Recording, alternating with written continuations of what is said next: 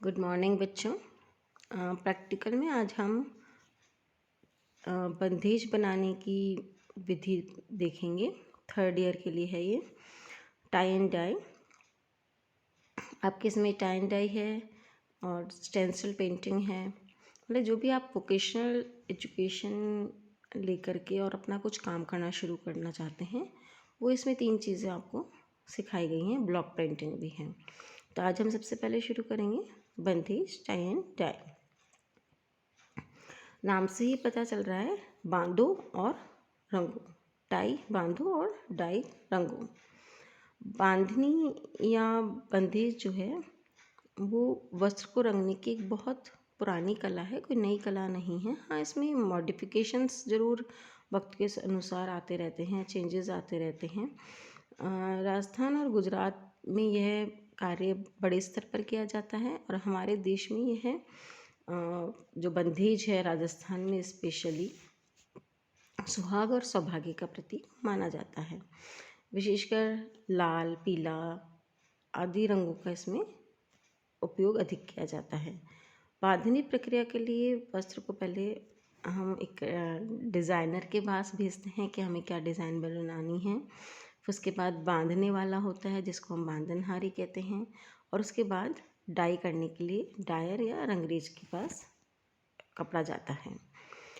गुजरात में जो होता है वो भी पटोला भी एक प्रकार की बांधनी ही है, लेकिन इसमें थोड़ा सा अंतर रखा जाता है कि बांधने में तो हम पहले बांधते हैं और फिर रंगते हैं, और पटोला में जहाँ वस्त्र को बांध कर रंगाई जाती है, पटोला में वस्त्र को तंतुओं को बांध करके रंगा जाता है कपड़ा बनने से पहले। बिहार और उड़ीसा का जो इकट है वो भी गुजराती पटोला के समान ही बहुत कुछ है। इसमें जो राजस्थान में जो बांधनी बनाई जाती है उसको बनाने की मैं आपको विधि बता रही हूँ। हमें बहुत सारे वस्त्र भी चाहिए बांधने के लिए। जो है पहले हम देखेंगे कि हमें क्या क्या सामान की आवश्यकता होती है। वस्त्र है, कैंची है, सुई, धागा, कोई भी एक नुकीली जैसे व्हाट्सएप जैसी चीज़ जिससे हम कपड़े को उठा सकें, वो नुकीली पेंसिल, कोई भी चीज़ें बांधने के लिए जैसे चना दाल है, मटर है, छोटे छोटे कंकर हैं, कोई भी एक समान चीज़ें, कोई लकड़ी है, तो क्लिप है। हमें बहुत कोई भी सामान अपने आइडिया के अनुसार हम इसके अंदर बहुत सारा सामान यूज़ कर सकते हैं। जब हम बनाते चले जाते हैं, बांधते चले जाते हैं, तो हमें नए नए आइडिया स्वयं ही आते रहते हैं। अब हम देखेंगे बांधने की विधि क्या है। लेकिन बांधने से पहले वस्त्र के साथ क्या करना चाहिए, वस्त्र को किस प्रकार से बांधने के लिए तैयार करना चाहिए, ये हम देखेंगे। वस्त्र को बांधने से पहले हमें क्योंकि उसमें जब हम मार्केट से लाते हैं तो मांड होता है उसके अंदर, चाहे वह सिल्क है चाहे वह मलमल है। जैसे अधिकतर मलमल का उपयोग, इसमें कॉटन वस्त्र का उपयोग अधिक किया जाता है। तो वस्त्र को पानी में हम रात भर इसका मांड निकालने के लिए हम इसको भिगो देते हैं, जिससे कपड़े का पूरा मांड निकल जाए, और उसके बाद उसको सुखा करके और प्रेस कर लेते हैं, आयरन कर लेते हैं, और जिससे वस्त्र क्या होता है, मुलायम हो जाता है। और मांड निकलने से ये हो जाता है कि हम उसको आसानी से बांध सकते हैं, वो बंध सकता है। और दूसरा, जब हम उसको रंगेंगे तो उसके अंदर रंग का पानी अवशोषित करने की एक क्षमता रहेगी, जिससे ही अच्छा कलर आ सकेगा। इसलिए हम नए वस्त्र का मांड निकाल करके और फिर हम बांधने की प्रक्रिया करते हैं। बिना बांड वाला भी अगर वस्त्र लेकर आते हैं तो भी हम उसमें मांड एक बार हम उसको रात भर भिगो देते हैं पानी के अंदर। उसके पश्चात हम देखते हैं कि हमें क्या डिज़ाइन बनानी है, हमें कैसी डिज़ाइन चाहिए कपड़े के ऊपर। उस डिज़ाइन को हम सोचते हैं और उसके अनुसार उसके ऊपर छोटे छोटे हम निशान लगा लेते हैं, क्योंकि हम उसी अनुसार उसको बांधेंगे। क्योंकि बांधने में भी हमारे क्या है, सिमेट्री होनी चाहिए। इसलिए अब हम बांधने की प्रक्रिया प्रारंभ करेंगे। बांधने की बहुत सारी विधियां हैं, और आप जब अगर बांधने लगते हैं तो बहुत सारी नई डिज़ाइंस, नए तरीके निकल करके आते हैं। बंदेज बांधने की विधियाँ मैं आपको पहले बता रही हूँ। फर्स्ट है नोक के द्वारा कपड़े को हम पूरा खोल लेते हैं। जो डिज़ाइन बन लगी हुई है, जहाँ निशान लगे हुए हैं, पॉइंट्स लगे हुए हैं, उस स्थान पर हम तीखी नाखून से, फोर्सेप्स से, किसी भी तीखी लकड़ी से हम कपड़े को उठा करके और हम उस जगह पर धागा भी बांध सकते हैं और गांठें भी बांध सकते हैं। तो जिस जगह हम एक्चुअल में हम क्या होता है कि जिस जगह हम धागा बांध रहे हैं, धागा भी हमें बिल्कुल कच्चा धागा जो कि रंग अवशोषित करता हो, उस धागे का उपयोग करना चाहिए। और बिल्कुल धागा बांधते समय हम बहुत सारी बातें हमें ध्यान में रखनी चाहिए कि हमें एक ही स्थान पर हमें बांधना चाहिए। जिस जगह एक्चुअली धागा हम इसलिए बांधते हैं कि जब हम कलर करेंगे उसको तो धागे के स्थान पर कलर नहीं चढ़ेगा और बाकी वस्त्र के ऊपर कलर चढ़ जाएगा। तो जब हम खोलेंगे धागा तो वो स्थान बिना कलर का रहेगा। चाहे हम अगर हम वाइट के ऊपर रेड कलर चढ़ा रहे हैं तो वो स्थान वाइट रह जाएगा, उसी से बांधनी बंधेगी। तो धागा हमें इस तरह से बांधना चाहिए कि धागा लपेटते समय बीच में गैप नहीं रहे, एक बिल्कुल बराबर दूरी पर हम सब जगह बांधें, जिससे एक जैसे सिमेट्री के बिंदु बने बांधने के। तो धागा ऐसे धागे का उपयोग करना चाहिए जो खुद कलर अवशोषित करता हो और उस कलर को कपड़े तक जाने से रोके। हमें सिंथेटिक धागे का उपयोग नहीं करना चाहिए क्योंकि वह सिंथेटिक धागा कलर को अवशोषित नहीं करेगा। तो कच्चा और सूती धागा लेना चाहिए जिससे वो कलर को वही अवशोषित कर ले और कपड़े तक नहीं जाने दें। और बीच में दो लपेट के बीच में कोई गैप नहीं होना चाहिए। जितने भी हम बिंदुओं पर धागे बांध रहे हैं सारे धागे बिल्कुल 2, 3, 4 बिल्कुल बराबर होने चाहिए, बिल्कुल बराबर दूरी पर होने चाहिए, उनकी मोटाई बिल्कुल बराबर होनी चाहिए, तभी सुंदर बंदेज उभर करके आता है। तो नॉक के द्वारा जब हम बनाएंगे तो हम फोर्सेप्स से या नाखून की छोटी चुटकी से उसको उठा करके और धागा भी लपेट सकते हैं और गांठें भी लगा सकते हैं। इसके अलावा हम जब जैसे मैं आपको नॉक के द्वारा बता रही हूँ, इसमें बहुत छोटी छोटी बंदेज बनेगी। दूसरा जो मेथड है विभिन्न वस्तुएं बांध करके,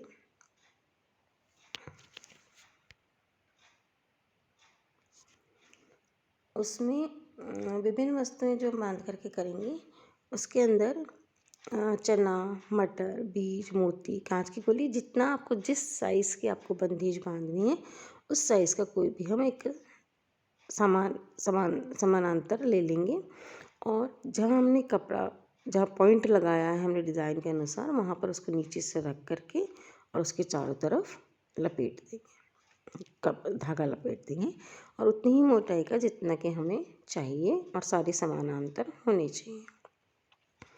फिर आता है गांठें लगाकर। कभी कभी हम धागे से गांठें न बांध करके हम कपड़े में ही हम गांठें लगा देते हैं। हालांकि इससे जो बंदेज बनती है वो बहुत बड़ी बनती है, तो गांठें हम बहुत कम लगाते हैं, कॉर्नर्स पर ही इसका उपयोग अधिकतर करते हैं। चौथा आता है वस्त्र में तह लगा करके। वस्त्र को हम पंखे की तरह, जैसे आप जब बच्चे थे तो कागज़ को एक आगे पीछे मोड़ करके बिल्कुल बराबर बराबर और एक पंखा बना लेते थे, उसी तरह से हम वस्त्र को तह लगा लेते हैं।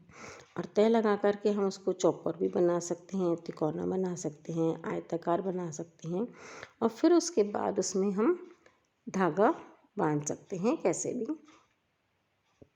कि हमने क्रॉस के अंदर धागा बांध दिया तो जब हम उसको कलर के अंदर डालेंगे और वापस खोलेंगे तो बिल्कुल डिफरेंट नज़र आएगा।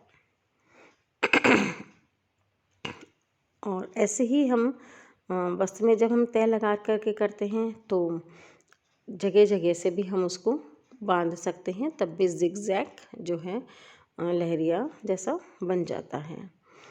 उसके बाद आता है लहरिया। लहरिया जो है वस्त्र को हम तिरछा करके एक कोने से दूसरे कोने तक हम पहले मोड़ देते हैं और फिर हमने जो भी डिज़ाइन सोची है कि मैं एक लहरिया का एक रेड रखूँगी, फिर वाइट रखूँगी, फिर येलो रखूँगी, फिर वाइट रखूँगी, ऑरेंज रखूँगी, वाइट रखूँगी, तो हम डिज़ाइन के अनुसार हम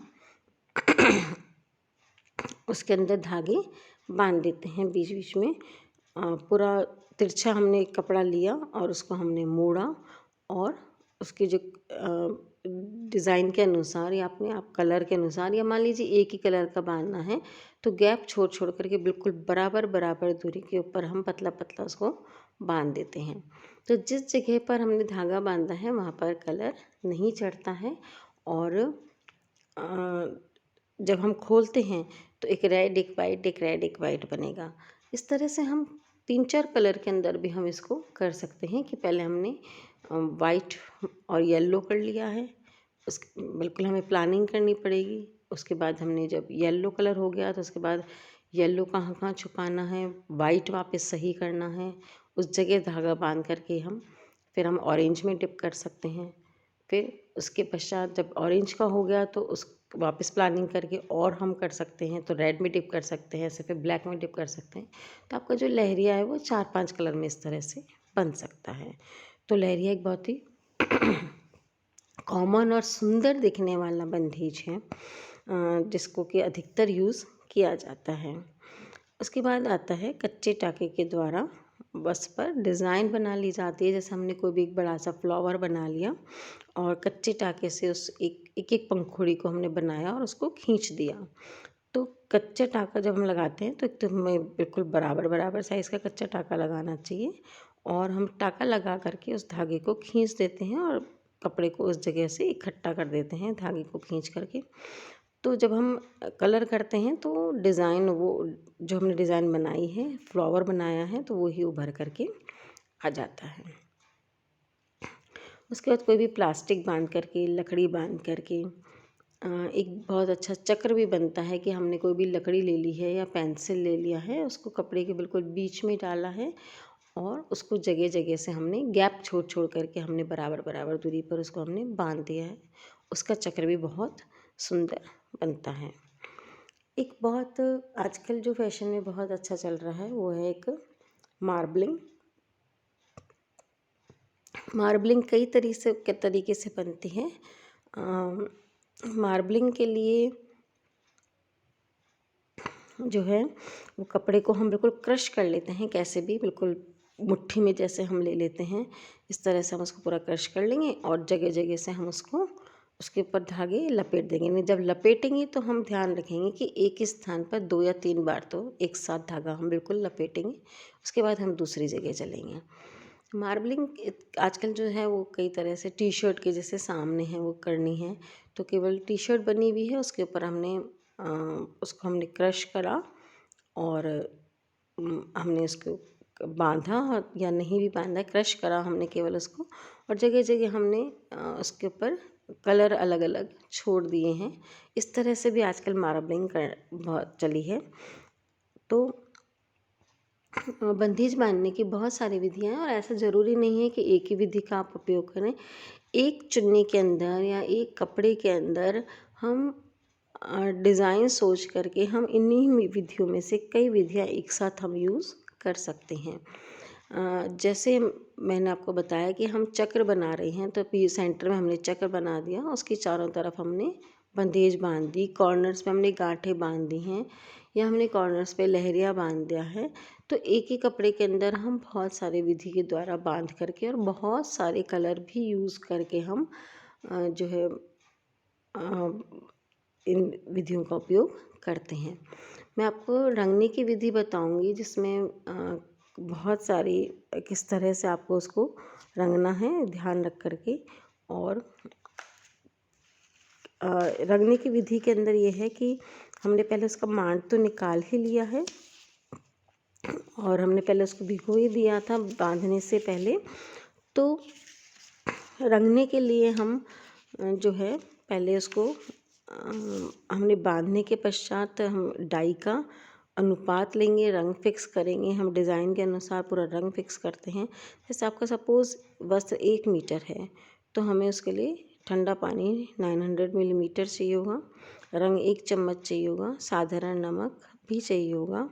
और हम करते हैं कि पानी हम पहले भगोने में गर्म कर लेते हैं। जब पानी पूरा उकल जाता है तो उसके अंदर हम फिक्सर भी डाल सकते हैं और कलर हम एक अलग बाउल के अंदर हम ठंडे पानी में पहले घोलेंगे और कलर फिक्स के साथ भी उसको कर सकते हैं। और रंग फिक्स करने के लिए एक बर्तन में अलग हम कलर के अंदर हम उस कपड़े को डाल देंगे और पानी को उबलने के पश्चात डाई कलर मिला देंगे, 5 से 10 मिनट उबलने देंगे और उसके अंदर हम साधारण नमक भी मिला सकते हैं।